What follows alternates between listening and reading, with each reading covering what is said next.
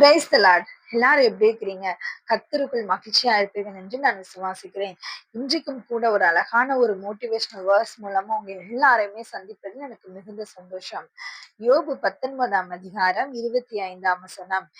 என் மீட்பர் உயிரோடு இருக்கிறார். பிரியமானவர்களே, யோபு சொல்லுகிறார், என் மீட்பர் உயிரோடு இருக்கிறார். யார் இந்த யோபு?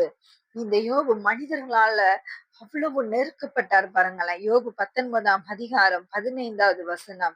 என் வீட்டு ஜனங்களும் என் வேலைக்காரிகளும் என்னை அந்நியனாக எண்ணுகிறார்கள். அவர்கள் பார்வைக்கு நான் பரதேசியானேன். பிரியமானவர்களை, என் வீட்டு ஜனங்கள் யோபுவை குறித்து அவர்கள் அந்நியனாக நினைத்தார்களாம்.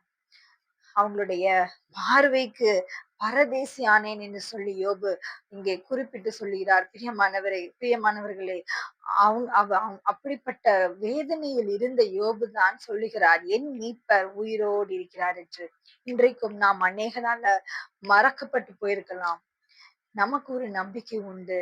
நம் தேவன் உயிரோடு இருக்கிறார். பாருங்களேன், மரித்தேன் ஆனாலும் இதோ சதா காலங்களிலும் நான் உயிரோடு இருக்கிறேன் என்று சொன்னார். பாருங்களேன், இந்த உலகத்தின் முடிவு பரியந்தமும் சகல நாட்களிலும் நான் உங்களுடனே கூட இருக்கிறேன் என்று சொல்லி தேவன் நமக்கு ஒரு ப்ராமிஸ் பண்ணியிருக்கிறார், வாக்குத்தத்தம் செய்திருக்கிறார். பிரியமானவர்களே, ஆகையினால நம் கூட நம் வாழ்க்கையில இந்த பூமியில யார் இருந்தாலும் சரி, இல்லாவிட்டாலும் சரி, தேவனாகிய கர்த்தர் நம்ம கூட உண்டு. பாருங்களேன், மலைகள் விலகினாலும் பர்வதங்கள் நிலை பெயர்ந்து போனாலும் நான் உன்னை விட்டு விலக மாட்டேன். தேவன் சொல்லியிருக்கிறார். நான் உன்னை விட்டு விலகுவதும் இல்லை, உன்னை கைவிடுவதும் இல்லை என்று சொல்லி தேவன் சொல்லியிருக்கிறார். பயப்படாதே, நான் உன்னுடனே இருக்கிறேன் என்று சொல்லி வேதத்தில் அநேக இடங்களிலே தேவன் நமக்கு வாக்குத்தத்தம் பண்ணியிருக்கிறார். ஆகையினால நம் மீட்பர் உயிரோடு இருக்கிறார். அவர் உயிரோடு இருப்பதுனால நீங்க என்ன செய்ய வேண்டாம், கவலைப்பட வேண்டாம். எதை குறித்தோ நம்ம அப்படியே ஸ்தம்பித்து நிக்க வேண்டாம்.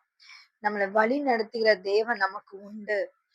வியாதியில மற்றவர்களால நமக்கு உதவி செய்ய முடியாத சூழ்நிலையில நம்ம இன்னைக்கு இருந்துட்டு இருக்கலாம். கடன் பிரச்சனைகள்ல, திருமண தடைகள்ல, குழந்தை பாக்கியம் இல்லாத காரணத்தினால இந்த இப்படிப்பட்ட ஒவ்வொரு காரியத்தையும் தேவனுடைய மகிமை விளங்குவதற்கு என்று சொல்லி தேவன் நம்மை பயன்படுத்துவதற்கு ஏதுவாக இந்த காரியங்கள் மாறணும், நம்முடைய பிரச்சனைகள் எல்லாம் சாட்சியாக மாறணும் என்று சொல்லி நாம் தேவனிடத்துல கேட்க போகிறோம்.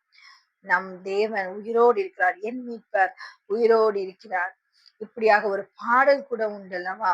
என் மீட்பர் உயிரோடு இருக்கிறது, எனக்கு என்ன குறை உண்டு சொல் மனமே. அவர் நம் உயிரோடு இருக்கும் பொழுது நமக்கு என்ன குறை உண்டு?